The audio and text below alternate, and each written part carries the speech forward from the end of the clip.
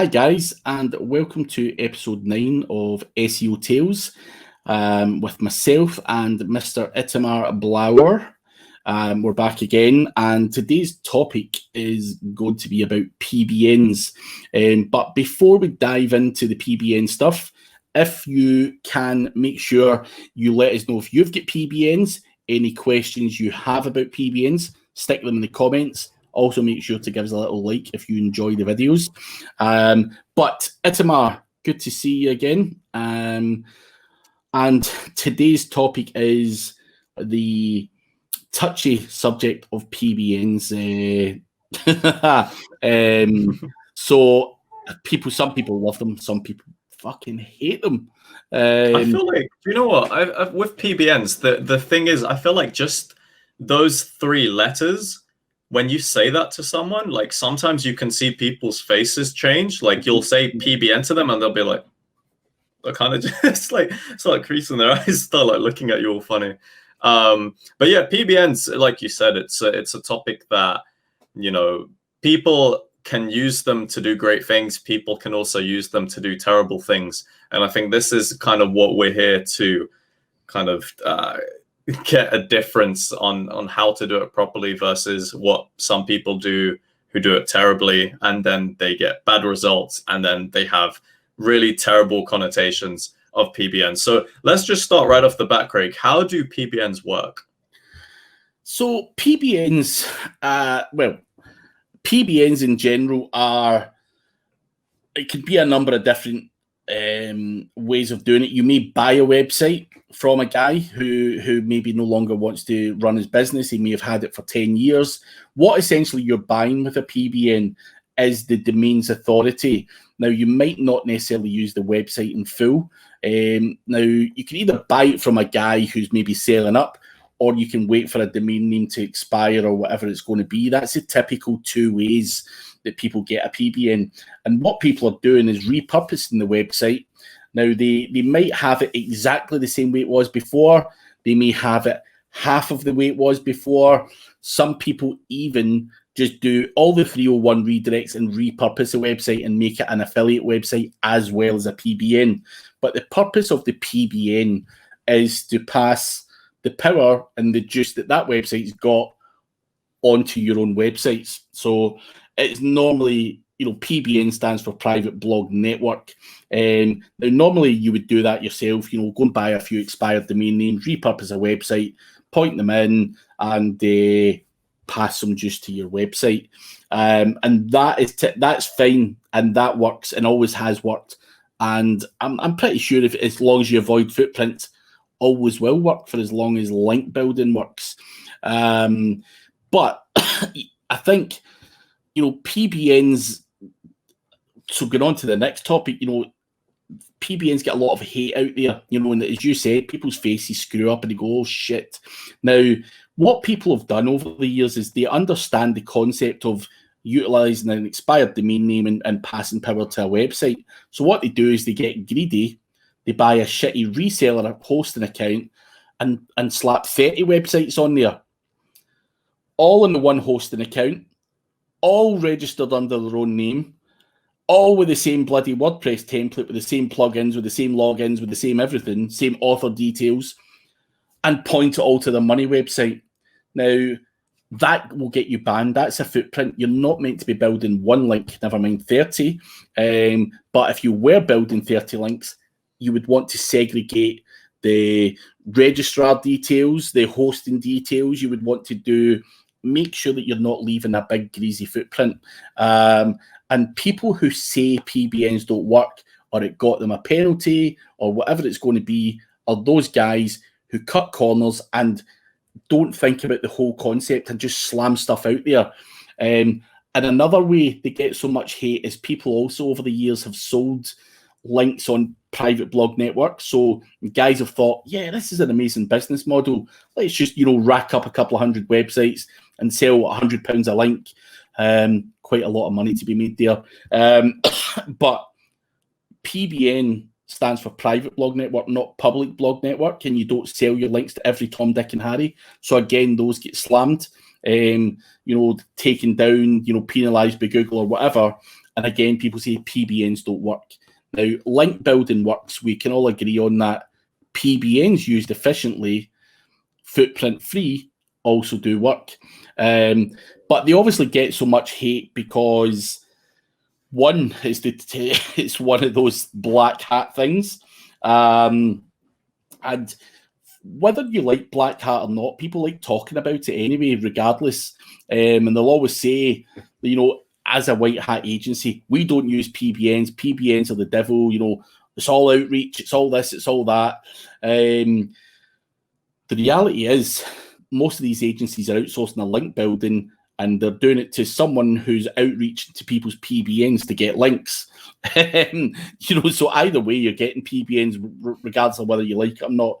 But again, it's that public perception. You know, the general newbie to the industry or the general customer has heard this term PBN and penalty and just associates it with being bad practice. And, you know, I think that's why they get so much hate. And also, you know, people who are ethical, you know, say, oh, we shouldn't be doing this, it's bad and unethical and all that stuff. So I think they get a bit of hate. But again, look at anyone, go to any forum, Google it. You know, people are talking about PBNs all over the place. It's one of the most talked about link building strategies that are out there. There's no smoke without fire. They clearly do work if done properly. It's just it's so many. It's like anything, Itama, whether it's content or whatever. There's good and bad content. Does that mean content's a bad thing? No. You know, copying and pasting someone else's content's a bad thing. We know that, but no one really frowns upon it when they say, "I'm going to do some content for your website." But when that word PBN comes out, they just go, "Oh."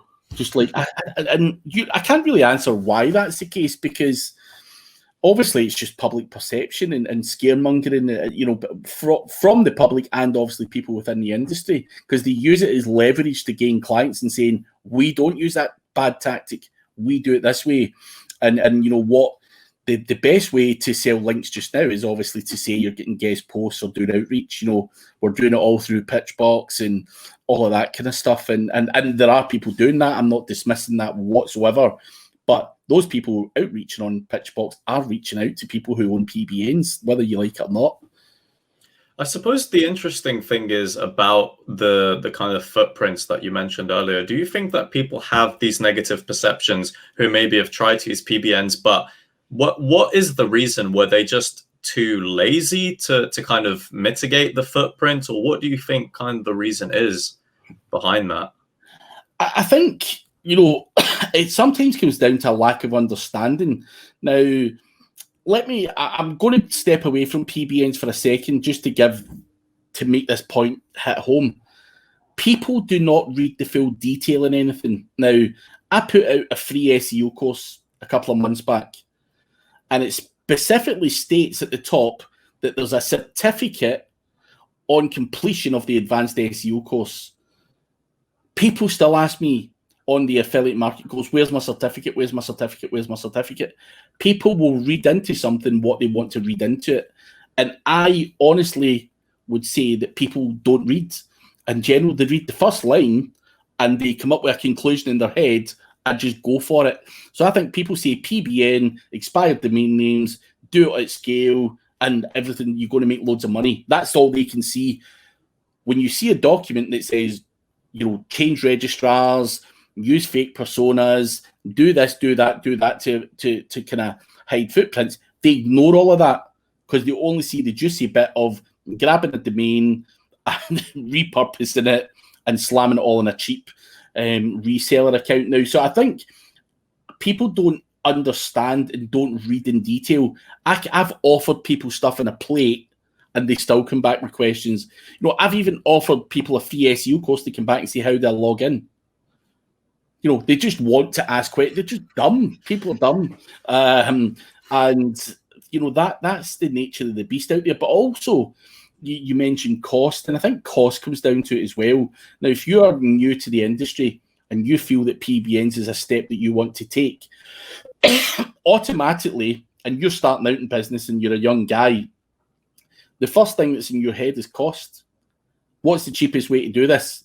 Now, that's just because of your mindset just now. You know, you're starting out. And I've had that mindset. I wanted everything on the cheap. Cheap is not always good. You've got to pay the going rate if you want the right stuff and to mitigate those footprints. But you've got people like yourself who are young, hungry, enthusiastic. But you're faced with, I could build 30 PBNs and I could put them on this reseller account, which cost me $50 a month.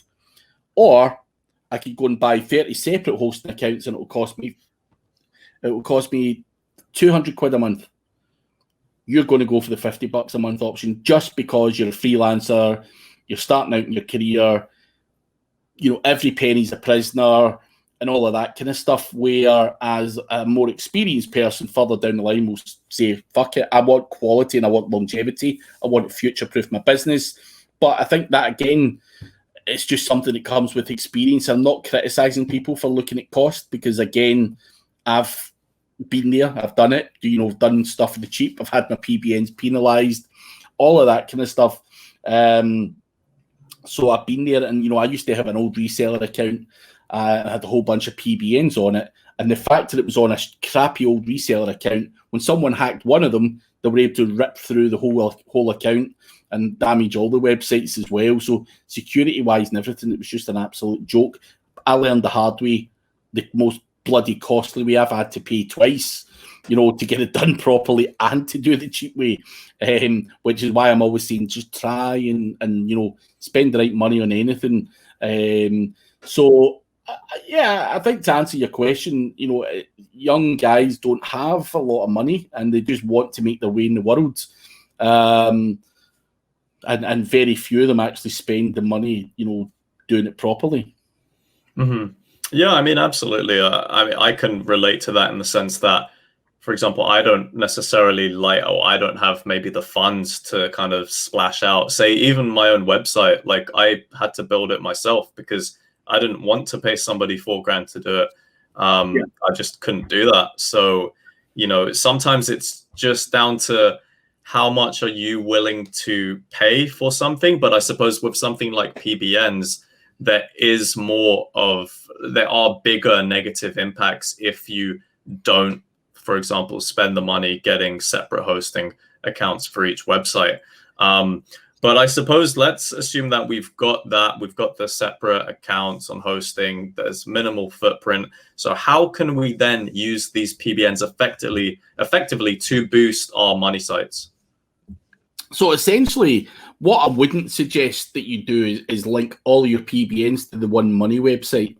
You're going to use them. You can use your PBNs effectively by using them as assets to trade off links with other people as well. Because what you don't want is these 14 websites all linking to your one website, or 30 or whatever websites you've got there.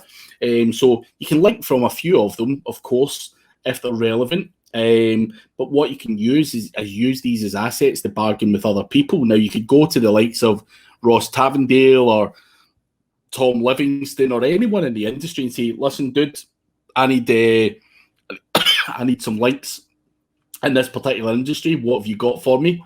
And they'll say, oh, I've got 3 or 4 of these. And you can say, well, rather than, you know, exchanging money, I've got 3 or 4 of these. If you want a link on there, and use them as an asset. And there's enough people in the industry that you know now to be able to go and have that approach to someone. You know, trade off links. It's the simplest and easiest thing to do. There's always got to be a benefit for the other guy as well. You can't just go up to someone and say, give me 5 free links. And they're going to say, right, it's £100 a pop.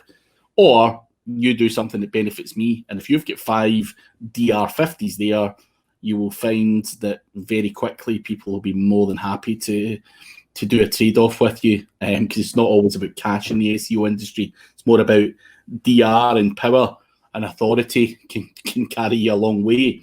So I think you have to use a common sense approach. What you don't, as I say, you want to make sure your PBNs, as I say, don't all point to your money website. That doesn't mean you can't use them to get links to your money website. So I use them as a tradable asset. Just make sure that footprint is not there, so to speak. So I tend to use PBNs as assets and trade-offs, and it just means that I get that real uniqueness as well, and I don't mess up the PBN because I think too many people go down the route of just launching hundreds of links to their money website on there, job done. Also, with PBNs, do not link out to every Tom, Dick and Harry. Do not become a public blog network, because the more links you've got on the website, the less power you're passing to each and every website you're linking out to. To retain them for yourself. Now, you might go, that cost me too much money. Is there really as much value here for me as, by building all of these? The answer is no, probably. If you're going to use them just for that purpose, you'd be as well just going buying a link for £100, but it'll probably cost you £200 to get a PBN. By the time you get the domain, the hosting, someone to whack up some content and stuff like that, but it's probably going to cost you the best part of £200. Whereas I could just go to someone right now and give them £100 and get a link, job done. So what I do is I make my PBNs affiliate websites. And why do I do that? I do it so that they pay for themselves and also generate me more money. So if I buy an expired domain name and it's a hotel one, for example, I'm going to make that a booking.com affiliate website. I'm going to then, use the old content that was on that website to rank well, and then I'm going to start adding more content. I may do some automated link building through SEO Autopilot to do stuff there. I might even buy some guest posts to it if there's enough money within that affiliate website to pay for that.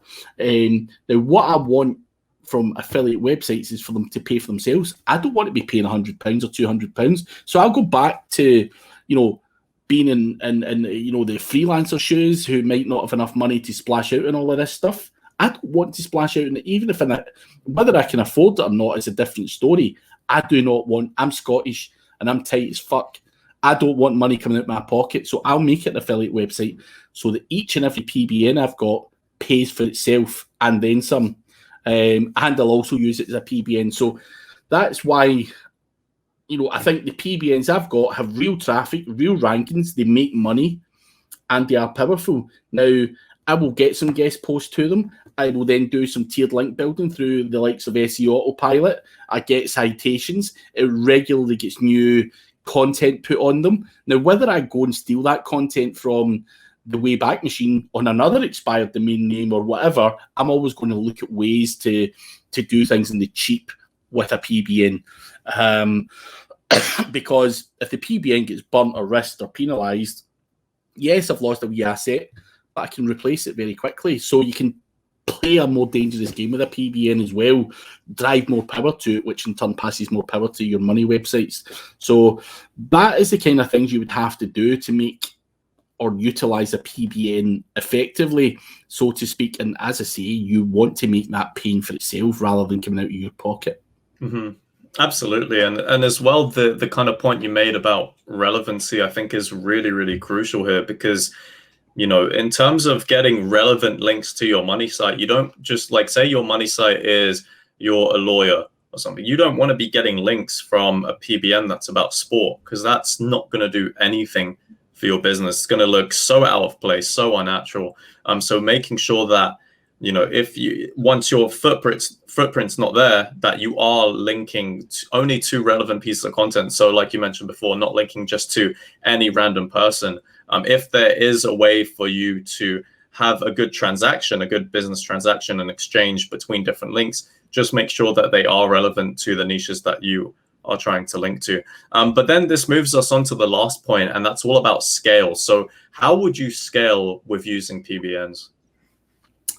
Scaling PBNs now, I'll be honest, I'm not sure you want to scale with PBNs as such.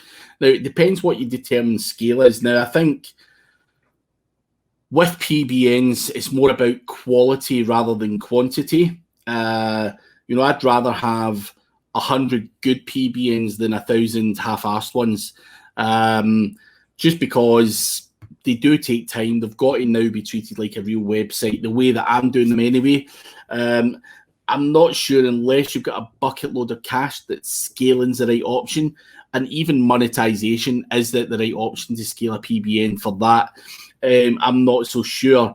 I think they're a good part of the mix to have, and I think it's good to to add them to your link building strategy. But what I do want to highlight is overall with any kind of project, again, that I work on, there'll be an element of PBNs, there'll be an element of citations, there'll be an element of PR, there'll be an element of, you know, some guest posts, there'll be an element of some other hooky stuff.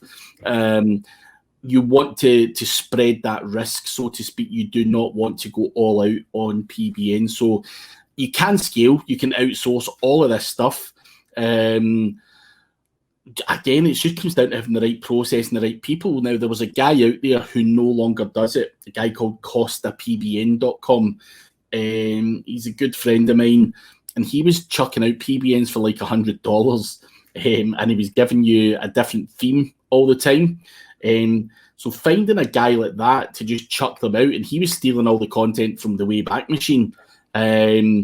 And he was also, he had VAs writing other bits, so you could pay him a little bit extra and he would put on, you know, 5,000 extra words or whatever. So there are services out there where people are doing that. Now, Costa PBN no longer does it. Sadly, he had his time doing that, and he's now gone off to designing bigger, better websites. And he's into gaming and all that now. So he's not an option, but there are guys out there, if you want to, you know, just chuck money at it, and, you know, go all out, then you can do it. But what I would say is, to avoid footprints and do it properly, you probably just want someone in-house or a guy to do it. You know, do one, get it done, get another one, get it done, and just build up slowly. I don't think doing it at fast and at pace for a PBN is something that I would highly recommend for anyone. I'm sure you can, if you really think that you want to scale that up, then by all means you can, you know, just use the normal scaling up methods you would with any website. I would always just say be careful, because you've also got to weigh up the risk versus the reward.